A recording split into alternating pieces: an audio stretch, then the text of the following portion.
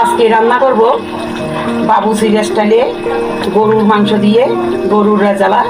বিয়ে বাড়ি আর অনুষ্ঠান বাড়ির মতো এক এক বিয়ের অনুষ্ঠানে এক এক বাবুসির হাতের রান্না এক এক রকম হয়। সবার রান্না একই রকম না।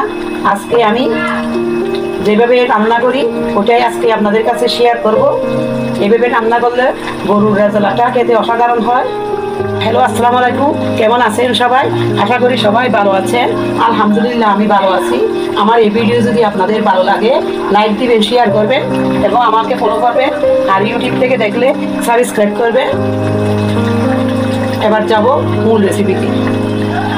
আমি আজকে বিয়ে বাড়ি আর অনুষ্ঠান বাড়ির মতো রেজালা রান্না করব। এখানে আমি 1.5 কেজি পরিমাণ হাড় সহ চর্বি সহ এরকম আমি মাংস নিয়েছি, ধুয়ে পরিষ্কার করে নিয়েছি। এখানে আমি কাঠবাদাম এবং চীনাবাদাম নিয়েছি, এগুলা পানিতে ভিজিয়ে দিয়ে পিষে নিব। পানিতে ভিজিয়ে দিয়েছি, এবার ব্লেন্ডার জারে পিষে নিব খোসা ছাড়িয়ে। যে পাত্রে রান্না করব এখানে রান্নার রেগুলার তেল একটু বেশি পরিমাণে দিতে হবে। এখানে 1.5 কাপ পেঁয়াজ এবার আমি বেরেস্তা করে নিব। পেঁয়াজ একটু বেশি পরিমাণ দিতে হবে। পেঁয়াজগুলো আমি এরকম করে বেরেস্তা করে নিয়েছি, এর চেয়ে বেশি ভাজা করবো না। এরকম অবস্থায় আমি পেঁয়াজগুলো নিয়ে নিব। পেঁয়াজগুলো আমি বেরেস্তা করে নিয়েছি, এরকম অবস্থায় আমি পেঁয়াজগুলো উঠিয়ে নিব তেল থেকে। কিছু পেঁয়াজ রেখে দিব। 2 ভাগ পেঁয়াজ বেরেস্তা উঠিয়ে নিয়েছি, 1 ভাগ রেখে দিয়েছি। এবার মাংসগুলো আমি তেলের মধ্যে দিয়ে দিচ্ছি।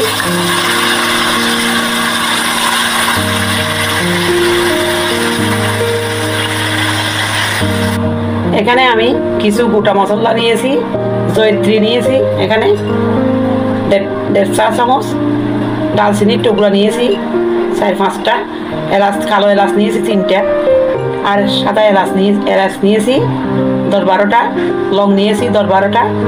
এবার জয়িত্রীগুলো আমি ব্লেন্ডার জারে গুঁড়া করে নিব। জয়িত্রীগুলো ব্লেন্ডার জারে গুঁড়া করে নিয়েছি। জয়িত্রী ছাড়া বাকি যে গোটা মশলা আছে, কয়েকটা তেজপাতা নিয়েছি 3-4টা। এবার আমি সব মশলা এখানে দিয়ে দিয়েছি। গোলমরিচের গুঁড়া দিয়ে দিচ্ছি 1 চা চামচ, আপনারা সাদা গোলমরিচও দিতে পারেন। আমি কালো গোলমরিচ দিয়েছি। দিয়ে দিচ্ছি হলুদের গুঁড়া 1 টেবিল চামচ, লাল মরিচের গুঁড়া 1 টেবিল চামচ, জালটা আপনাদের পছন্দ মতো দিবেন। ধনের গুঁড়া দিয়ে দিচ্ছি 1 টেবিল চামচ, মিষ্টি জিরা দিয়ে দিচ্ছি, অনেকে মরিও বলে, 1 টেবিল চামচ। পেঁয়াজ বাটা দিয়ে দিচ্ছি 1 কাপ, 1 টেবিল চামচ রসুন বাটা দিয়ে দিয়েছি। আদা বাটা দিয়ে দিয়েছি 1 টেবিল চামচ।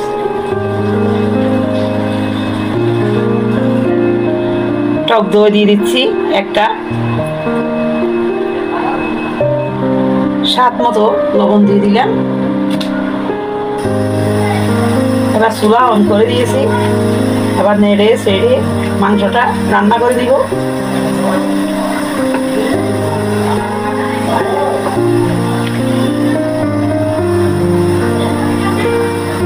এবার ঢাকনা দিয়ে দিচ্ছি। আমি মাংসগুলা ভালো করে কষিয়ে নিয়েছি, উল্টে পাল্টে দিয়েছিলাম। দেখুন মাংসটা কষিয়ে তেল উপরে বেশি উঠেছে।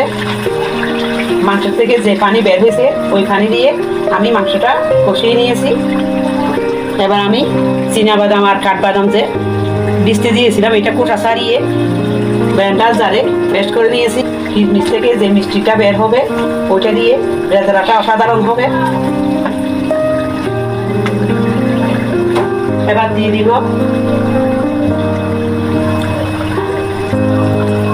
জয়িত্রী, যে আমি ব্লেন্ডার জারে পেস্ট করেছিলাম ওই জয়িত্রী 1 চা চামচ দিয়ে দিলাম। 2 টেবিল চামচ পাউডার দুধ মিক্স করে দুধগুলো আমি বানিয়ে নিয়েছি। 1 কাপ দুধ পানিতে মিক্স করে দুধটা আমি বানিয়ে নিয়েছি। এবার দুধগুলো আমি দিয়ে দিয়েছি। আর এখানে কোনো জল দিব না, এই পানির মধ্যে রেজালাটা রান্না হবে।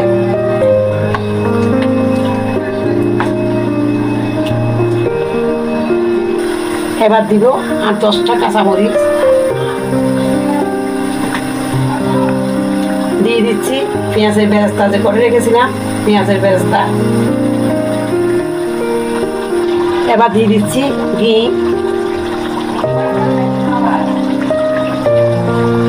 1 টেবিল চামচ ঘি দিয়ে দিলাম। দিয়ে দিচ্ছি গোলাপ জল, 1 টেবিল চামচ দিয়ে দিয়েছি। এবার দিয়ে দিচ্ছি 1 চা চামচ চিনি। চিনিটা আপনারা স্কিপ করতে পারেন, যারা মিষ্টি খেতে চান না তারা স্কিপ করবেন। তবে চিনিটা দিলে রেজালার স্বাদ দ্বিগুণ বেড়ে যায়। কিশমিশ আর চিনি একসাথে মিক্স হয়ে রেজালা অসাধারণ হয়। গরুর রেজালাটা আমার হয়ে গিয়েছে, এবার আমি নামিয়ে দিব। দেখুন কতটা লোভনীয় হয়েছে। আমি রেজালা নামিয়ে নিচ্ছি, একটা সার্ভিং ডিশে নিয়ে নিচ্ছি। দেখুন কতটা লোভনীয় হয়েছে, অনুষ্ঠান বাড়ির মতো এবং বিয়ে বাড়ির মতো দেখে মনে হবে না এটা বাড়িতে রান্না করা রেজালা। আপনারা বাড়িতে খুব সহজে আমার মতো এভাবে রান্না করে নিতে পারবেন, পরিবারের সবার সাথে সার্ভ করতে পারবেন। বাড়িতে কোনো মেহমান আসলে খুব সহজে এভাবে রান্না করে পরিবেশন করে দিতে পারবেন। এখন গরুর মাংস সবার ফ্রিজে প্রায় মানুষের কাছে থাকে, তখন খুব সহজে আপনারা এভাবে রান্না করে সবার সামনে পরিবেশন করতে পারবেন। আশা করি আপনাদেরও ভালো লাগবে। দেখুন কতটা লোভনীয় হয়েছে, খেতেও দারুণ হয়েছে।